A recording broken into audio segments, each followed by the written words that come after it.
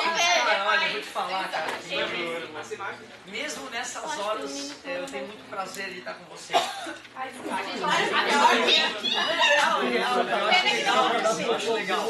Já lá no primeiro ano, cara, eu quis murrar a parede hoje pra dar aula, tu acredita? Eu quase quebrei minha mão, cara. Foda. Mas tudo bem, vai passar, vai passar. Olha só, não, tomara que eles canalizem essa energia maligna pra alguma coisa, né, sabe? Página 13. Vou chegar pesadona naquela troquete. Valeu, galerinha, valeu. Página 13, questão 2. Leia estas informações. Aquecendo o objeto, suas partículas vibram mais e resfriando, elas vibram menos. Caso seja possível ceder de forma ininterrupta energia térmica para uma determinada massa, observa que sua temperatura poderá aumentar indefinidamente, com as partículas do corpo vibrando mais e mais.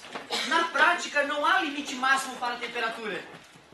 No interior de estrelas, por exemplo, as temperaturas são altíssimas. No caso da estrela Sol, seu núcleo pode atingir 15 milhões de Kelvin. Porém, se retirar energia de uma massa qualquer, sua temperatura diminuirá e suas partículas vibrarão menos.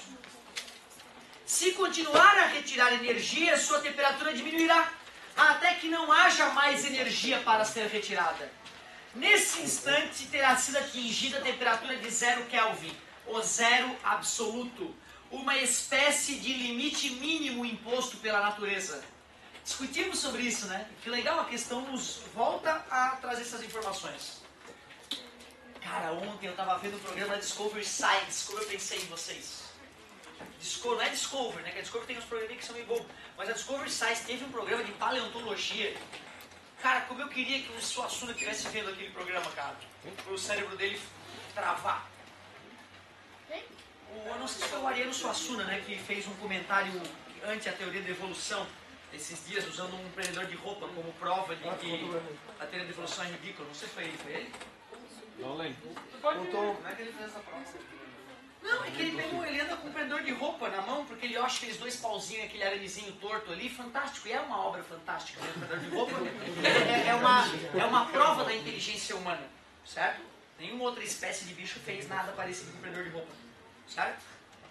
E aí ele usa aquilo para mostrar que... Aí que ele já assassina toda a teoria, né? Mostra que ele não estava ligado, acho que ele estava escrevendo no dia que a teoria da evolução estava sendo explicada na sala de aula.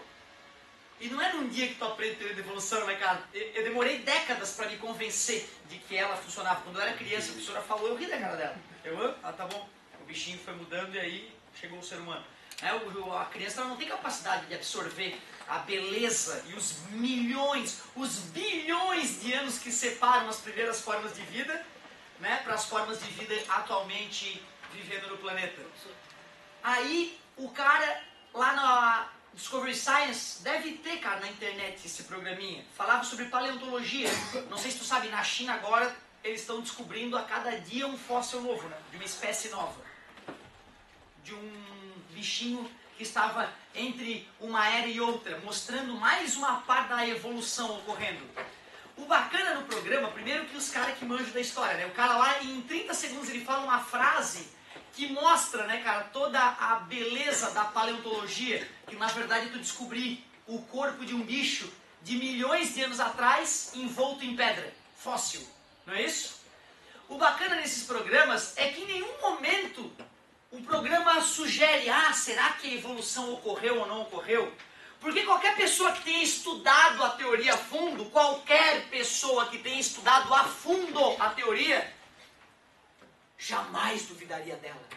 Jamais. Porque deixa de ser uma teoria quando tu estuda ela, passa a ser uma lei óbvia e evidente.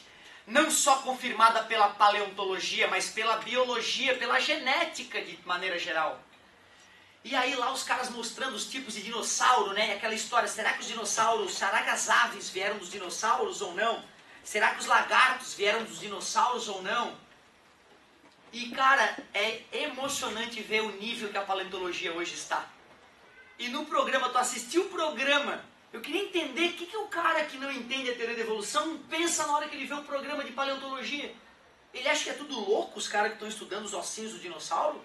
Tudo comeu merda e começou a acreditar em historinha do além. leram um livrinho chamado Origem das Espécies, acreditaram na babaquicezinha que o Darwin falou e agora eles estão envoltos na religião chamada teoria da evolução. São dogmáticos são esses cientistas. Cara, como eu queria que estivesse comigo na minha sala vendo aquele programa, eu me emocionei vendo o programa. Eu não sou da área, né? É só porque a ciência me encanta, né? Como eu queria, cara, que o Suassuna estivesse do meu lado e ia perguntar, Suassuna, como é que foi essa parte aí? Como é que Deus fez essa parte aí, dos bichinhos mudando? Tomem cuidado, meus queridos. Sejam humildes. Jamais critiquem uma teoria profunda como essa sem conhecê-la, sem estudá-la. Porque senão tu pode parecer ignorante no meio do mundo de pessoas que discutem como a evolução ocorreu, não se ocorreu. Porque que se ocorreu já está absolutamente resolvida na mente de quem estudou. Quem não estudou vai sempre achar que é uma história absurda. Nós viemos do macaco, começa por aí, já é a destruição da teoria. Darwin nunca falou isso. Só os retardados que leram o livro não entenderam, pensaram que ele falou isso. Só as pessoas que não sabem ler, leram, pensaram errado e destruíram a teoria antes de compreendê-la. Tomem cuidado, meus queridos. Nós precisamos de seres humanos pensantes. Quer defender outra teoria?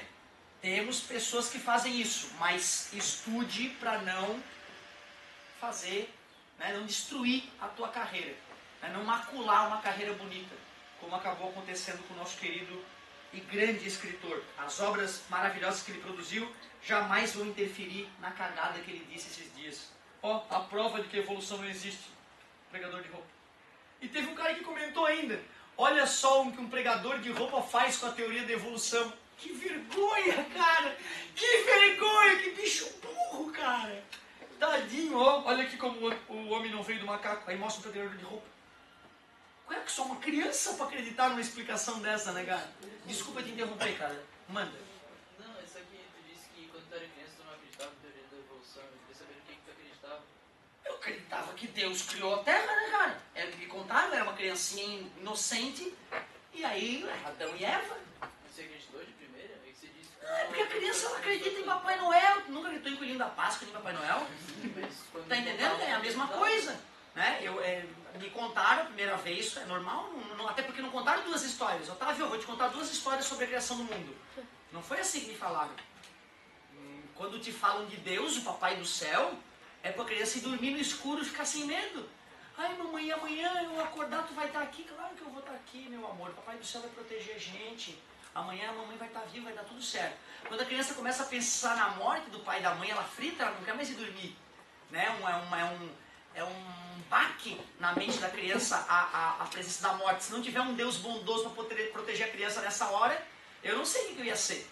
Meu Deus, eu ia estar rezando até hoje, eu acho. Se eu não acreditasse na bondade divina. Teve um momento que o Deus bom me protegeu. Eu ia dormir mais tranquilo sabendo que o Papai do Céu ia me proteger e que minha mãe e meu pai não iam morrer, porque o Papai do Céu protege as pessoas boas. E meu pai e minha mãe eram bons na minha cabeça, olha só que legal. A criança nem vê a falibilidade dos pais dela, né? É difícil enxergar que nossos pais são falíveis, são humanos e cometem erros. E isso é outro processo que quebra, né, a mente da criança num certo momento. Então, acredito que como a maioria de nós, tu não vai mostrar a teoria da evolução para uma criança, né? No começo. Quando o meu filho começou a virar um mini pastor, aí eu fui obrigado. Filho, vamos assistir uns vídeos juntos. Aí eu comecei a questionar. Claro, meu filho, uma hora ele virou um mini pastor. Entendeu? E citava partes da Bíblia. Eu, não, meu filho, vamos lá, vamos pensar direitinho. Aí eu comecei a tentar desconstruir aquilo que eu tenho pavor de dogma. Eu tenho medo de gente que lê um texto que não tem explicação nenhuma e acredita no texto porque ele é sagrado. Mas por quê? Porque Deus falou. Com quem? Um cara foi lá e escreveu. É? Então fechou. Beleza, então o livro é sagrado e deu. Eu tenho medo disso. Eu tenho medo de pessoas assim. Porque pessoas assim são marionetes, são enganáveis, são falíveis. Tu pode convencer uma pessoa assim de qualquer coisa. Isso é muito perigoso. Eu estou aqui para te tirar dessa. Eu estou aqui para tentar te ajudar com a ciência e te mostrar que não faz sentido tu acreditar sem explicação nas coisas. É o mesmo que acreditar em mágica. É o mesmo que acreditar em mágica. E o meu filho, ele, pai, o mágico ele fez, filho, é mágica. E meu filho ainda acha que acredita no Charlie, meu filho. Ele acredita no Charlie ainda tem muito que o processo, né, para desmanchar essas coisas que a gente enfia na cabeça das crianças. Começa a ensinar a criança com mágica e de repente tu tira a mágica dela, né? Muitos não resistem, muitos ficam abraçados nas escrituras de todos os tipos. Eu não entendi como que ele usou o pendor, o que tem a ver? Ele quer dizer que o macaco, tu pode dar 1 milhão de anos pro macaco, ele jamais vai chegar naquilo. Eu acho que ele nunca viu Discovery Science. Ele nunca viu o macaco pegando um graveto, medindo a profundidade da água para atravessar, que é uma espécie de trena que o macaco usa.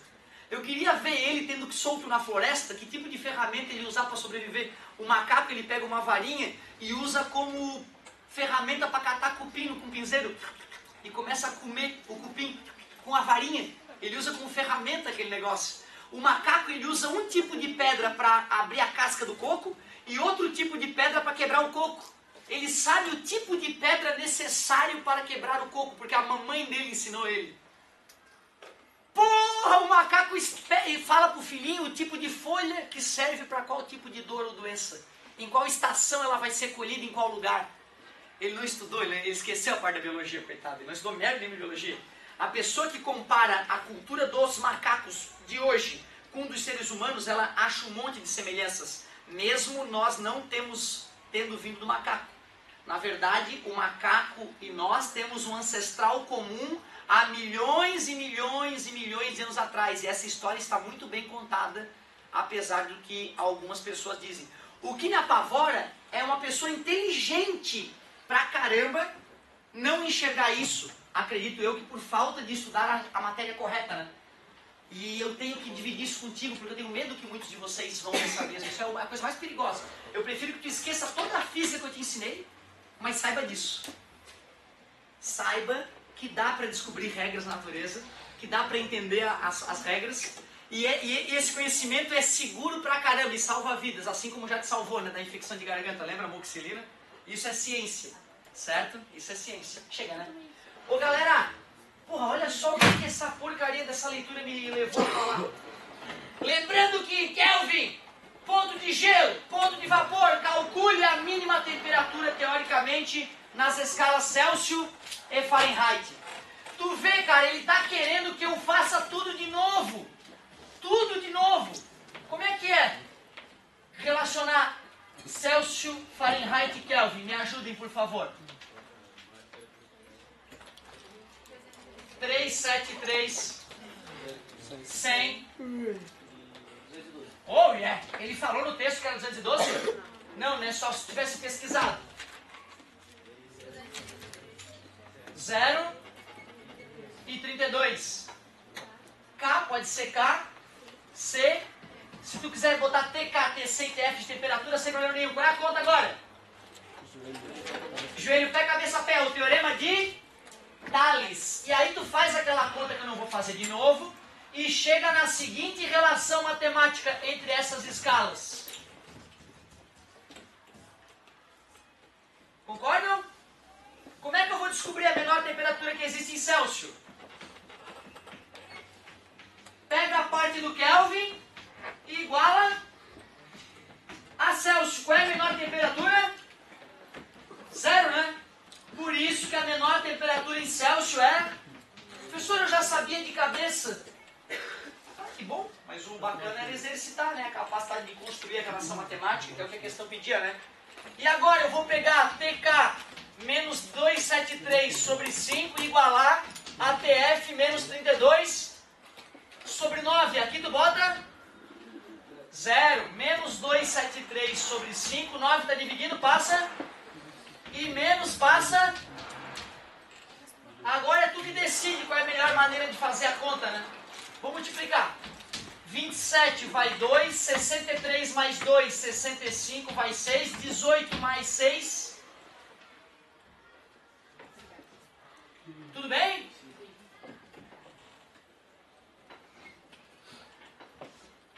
Menos passou mais. Ui, quase que eu esqueço. Temperatura em Fahrenheit é igual 480 e 90 e 91,4. Menos 491, estou me borrando todo, né? 20 foi 2, 5, 6, 7, 45. Deu? Deu. Mais 32. Temperatura em Fahrenheit 491.4 menos 32,0, 4, 11 menos 2, 9, 8 menos 3, 5, 4. Menos 459,4 graus Fahrenheit. Legal! Com a nossa aulinha dava de ter chegado nessa solução aí. Fechou? Questão 3. Podemos caracterizar uma escala absoluta de temperatura quando dividimos a escala em 100 partes iguais. Né? Associamos o zero da escala ao estudo de energia cinética mínima das partículas de um sistema.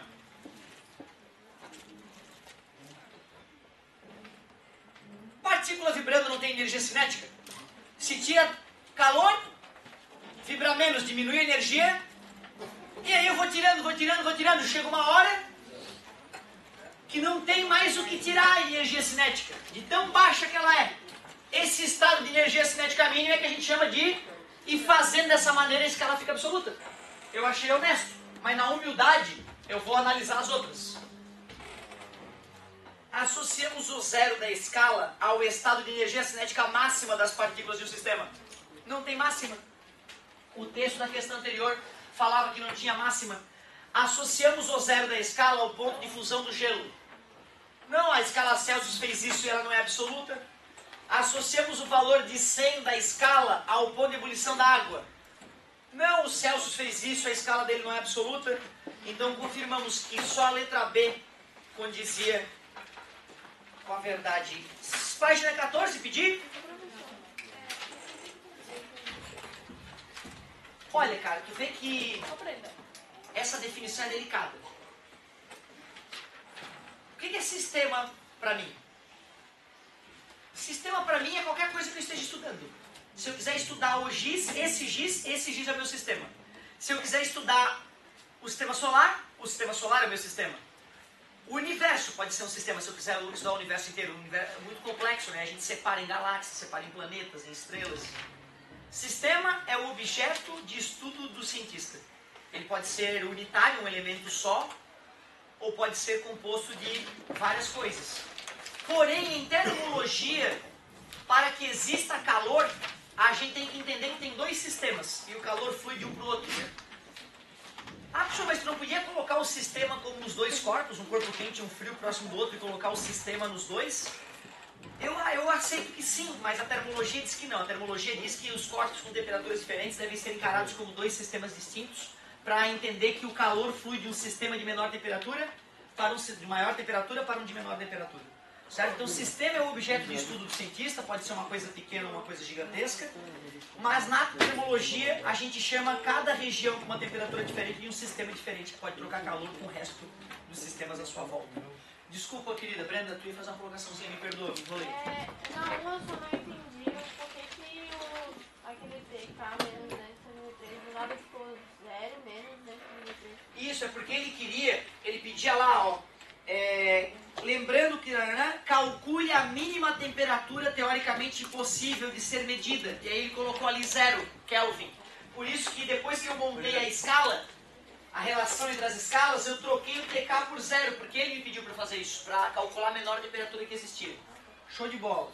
Importante, não larguem as suas dúvidas, perguntem as suas dúvidas, façam como os colegas, não levem dúvida para casa.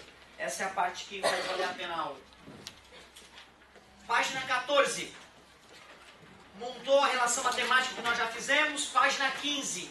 Ah, a página 15 tem um comentário importante. O que mais tarefa te pedir? Era só isso? Então, antes de avançar, deixa eu te mostrar qual é a aulinha que eu dou num cursinho para essa parte, para deixar vocês dar uma trabalhada a mais.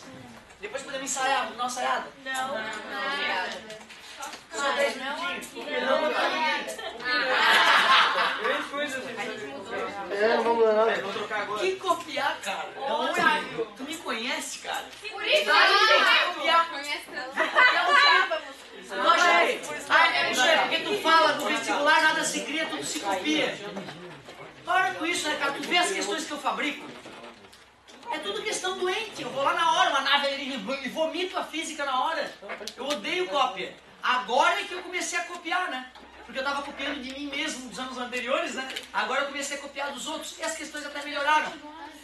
Quando eu olho alguma coisa de vocês, se eu quiser melhorar, eu vou tentar fazer algo diferente. E eu posso me estimular pela competência de vocês. Ver vocês dançando bonitinho e falar, porra, como a gente vai ganhar desses caras? Se eles não vão ter coordenação motora para fazer a dancinha tão bonitinha, vamos tentar ganhar de uma forma diferente. E eu falei pra vocês, não tem essa. Por isso merecer, a gente mudou pra fazer melhor ainda. Só estimulou a ficar melhor ainda. Eu achava que tava bom, agora eu penso. Isso é bem ruim agora. A gente ganhou. Então tudo cagado de medo. Agora eu saio pra É verdade. Aí as vendas foram tão grandes